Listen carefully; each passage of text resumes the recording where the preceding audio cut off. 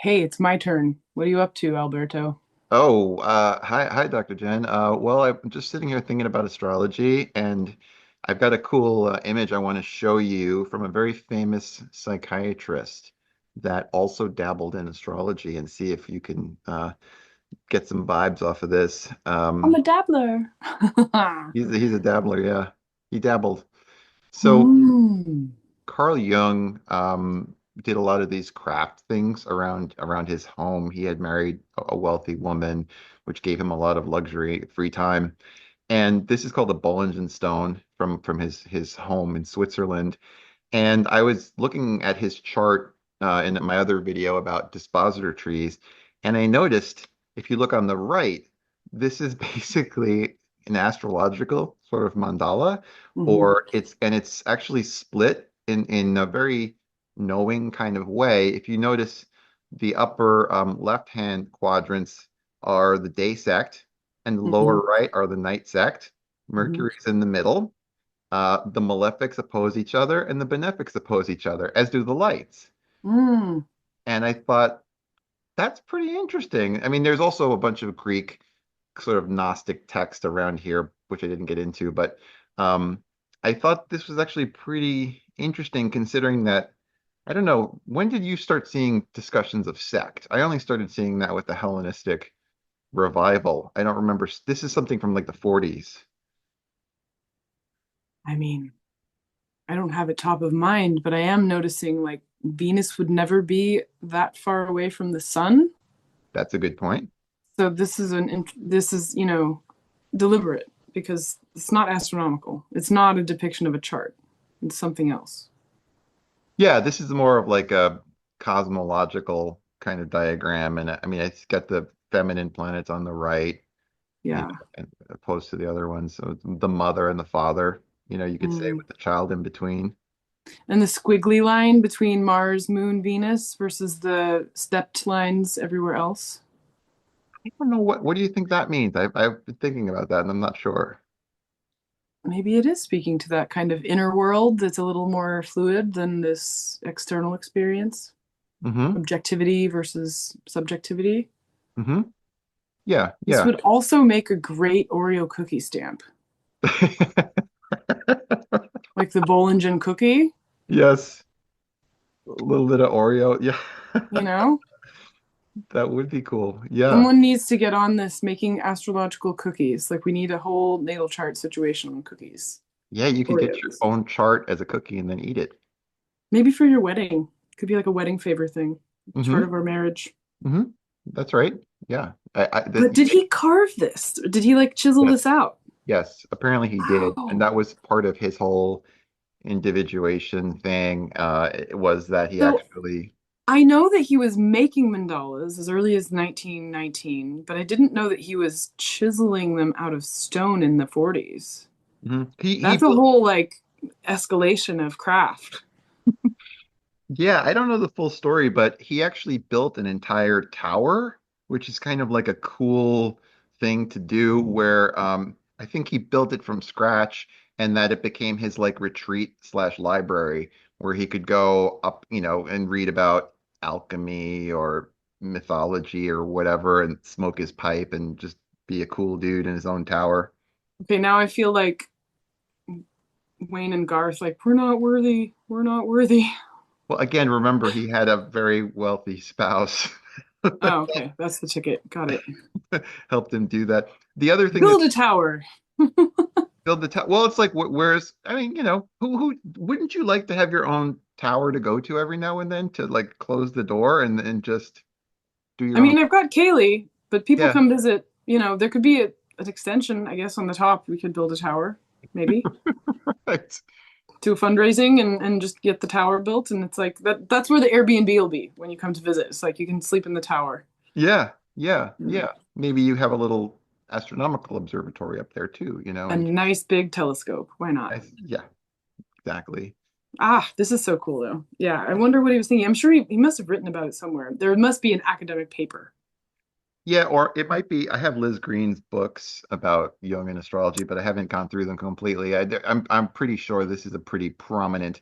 I mean, tell me another person as prominent as him that has carved out astrology symbols, planetary symbols In in stone. in stone. I really, you don't do that for something that's lighthearted. This isn't like Yeah. one afternoon kind of a joke. Um, Yeah. so I think No, he. Liz has an article about his work with mandalas in a Sophia Center Press book Oh, in okay. Sky and Symbol. So, and it's a really hidden gem. It's actually pretty amazing. Oh, that's nice. Yeah. Yeah, I have to check that out. Yeah. So there you go. That's a little. What do you have? Can you counter? Do you have something cool to share? Yeah. So there's a new book about the lunar mansions called Procession of the Night Theater Ooh, by J.M. Hamad. that's a lovely cover. And it has a concordance. So the first part of it is poetry. And they go through their personal experience of each lunar mansion on different nights as for a whole cycle. Hmm. And then they're using an interesting measurement system of precess tropical coordinates for measuring out the rest of the mansions. And they're making a concordance of the manzils from the Arabic tradition, the nakshatras from the Indian tradition, the shu from the Chinese tradition, geomancy, things from the PGM or the Greek tradition, and then some hieroglyphics and even like keywords. And then this is where it gets really neat. I've never seen this before. Um, Delineations for planets in each of the lunar mansions. So you know Wow. how everybody loves 36 faces because it goes through the planet in each decan Yep. for each face? This one gives you presence of the sun in this manzil or this nakshatra or in this station. Actually, so it's the lunar stations effectively because it is, while we can see all the symbols stack up from culture to culture to culture, the lunar zodiac was something that people really lived by because, if you have one thing I loved about what Jay wrote in the other text they wrote for a travel log of through the lunar stations for the Shams al Ma'arif, the Son of Knowledge, Hmm. was that it was like if you have shifting sands all around you and there's no landmarks, then the moon and the skyscape become how you can orient yourself through space, not the land. And so you're using skyscape technology in terms of where the moon is related to the phase of the moon plus the sun, and then you orient yourself in the year based off of the lunar phase, plus the nakshatra behind the moon is going to give you a lot of information around where and when you are. Mm. And then the presence of the planets in those, that just takes us to the next level. That's And I have amazing. not seen anyone do that. So this is like, I'm still learning a lot from Jay in this book. But then I found because, it's like in working with them, I was like, this has never been done before. And then on accident, I was teaching a lab at Cayley about house systems and trying to delineate like various house cusp calculations. And then in what I like to call the open house system, you were there for that. And we came along with this book called Lunar Astrology Mm. by Alexandre Volugine, which was originally published in French. And he's doing a concordance as well of the various different symbols that you'll find from the mansions in Agrippa, what you're going to find with the magic, what you're going to find with the Arabic era or the Arabic tradition, and then the Hindu tradition, and then the Chinese tradition. So I was like, oh no, this has been done before, except that Jay goes into the planets in each space. So that's what's new about that. And so you can actually cross check both of these against each other to see like, oh, what's together. And then you have this beautiful graphic on the inside, Oh, wow. right? So, but what Jay's done for their book is every time they were doing a poetic engagement, there was always this type of personalized sigil that got created from that Wow. experience. And so there's a lot of magical sigils that you'll see for each one of these stations on each night. So basically, I guess it would be 28 different sigils that happen. Um, so yeah, that's what I'm looking at because there's so much to learn. And I think that when you get into the lunar zodiac, you actually can understand the orientation of Earth towards the galaxy as a way of it's like the Milky Way isn't just floating out there with no orientation, but we don't really include it in our astrology because we're focused on planetary work. When you get to the lunar stations, then you have to actually extend into the galaxy because of the way that the lunar stations around where the Milky Way intersects the sky, it truly is like a decapitation or a birth, right? The sun dies at the summer solstice, it gets born at the Capricorn solstice. So it's Right. like this very powerful orientation of oneself to the whole entire galaxy of the Earth, and not just looking at only the Earth Moon relationship. And that's what I enjoy most about it, is this like deepening into understanding our orientation in a galactic way. That's amazing. Yeah, it seems like it really, the moon is obviously closest body to Earth, but it also has a special connection with the background of the fixed stars and constellations as well. And Yeah. it's sort of like it's almost doing that is tying both ends of the spectrum together. Mhm. And it's yeah, it's far beyond even Mars or Jupiter or whatever. It's Yeah. talking about a whole other level. Right. And the solar zodiac is this, I see that as a way of like a later stage intrusion into how we understand. It's almost the multi hundreds of thousands of years where there was like tribal matriarchy. And then all of a sudden, Right. like, solar zodiac, and it turns into this like patriarchal structure, extractive culture, and you go back to the lunar orientation, and then you see this deeper relationship to the galactic level, hmm where I don't think the sun brings you in there. There's like barely a thing in the solar zodiac that connects you to the Milky Way, for example. Right. Yeah. No, it's you could even make a case that it's like centralization versus decentralization, right? So it's like here's the power, here's the masculinity, there's the feminine that is sort of tying things together and manifesting things over time and changing on a regular basis, Yeah. The you know? swiftness. Yeah, yeah. One Um, cool thing about the lunar astrology book is this focus that he has on Hecate in a very different way than anyone else, and it's a dynamic house system based off of the synodic phase of the moon at birth hmm, and the speed with which the moon will gain light. So if the moon is very dim, you'll get 8.5 degrees of the zodiac given to the Hecate house, which is dark, the dark house of the moon. And this lunar house system is dynamic from synod to synod, which means that you have an extra 30 degrees added to the 360 of the solar hmm. circle. And that I'm still trying to wrap my head around that. So these two books together like completely blow my mind. That's amazing. Yeah, and it's like a different way of mapping time and space where all of a sudden now instead of just not geographical but like a spatial thing, you're Right. actually determining the time modulates the space. So that's Yes, exactly, really exactly. cool, but maybe hard to calculate. Well, I don't think we think in those terms anymore, or we haven't before, and I'm still trying to find out if this is an idiosyncratic house system created by Alexandre Volugine, or if it was Right. something that he was picking up on from an ancient source that I just can't identify yet.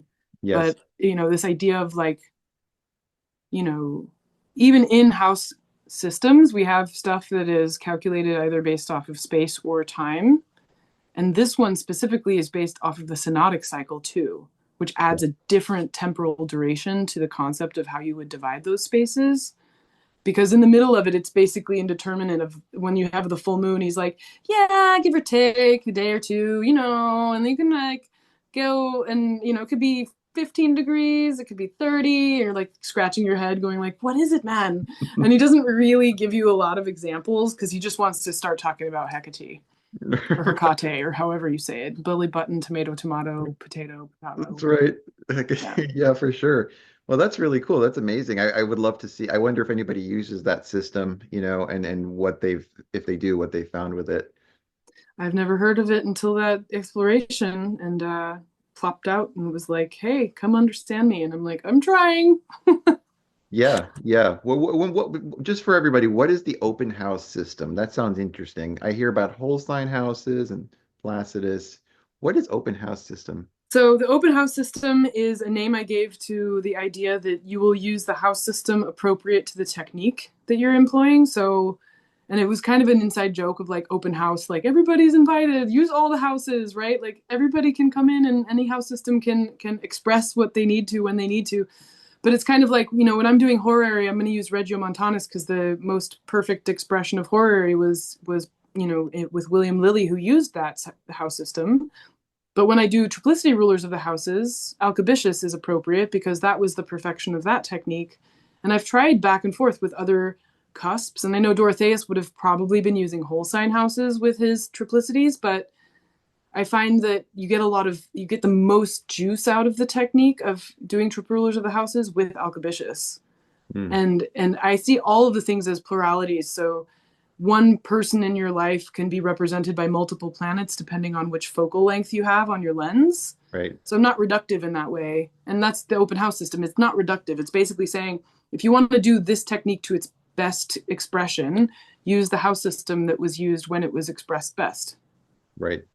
So that's it. And And so it then when people say, which house system do you use? Usually people want one answer instead of that spiel I just gave you. So instead of saying all of the things I just said to define it, you can just say, I use the open house system. right, right, right. Well, it's also like, should I buy this guitar? And it's like, well, I don't know.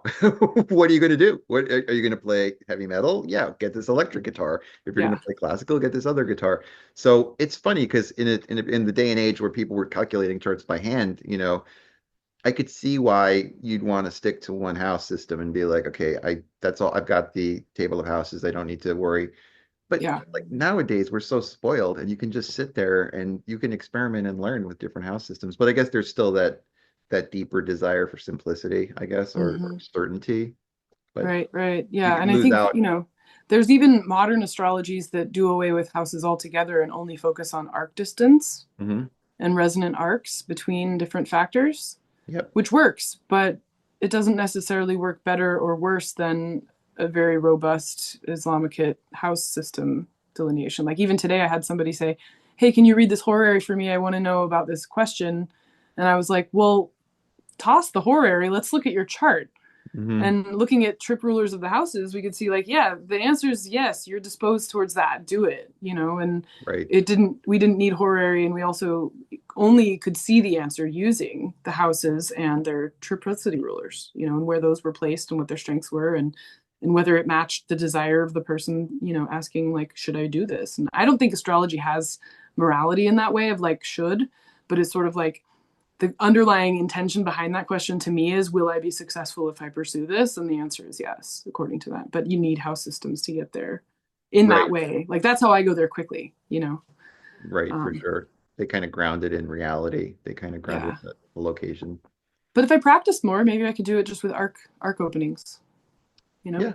Possible. I mean, I think, So, yeah, it's worth exploring. I think any of these things, I think the divinatory stuff, as long as you pick something and stick with it, I think it works.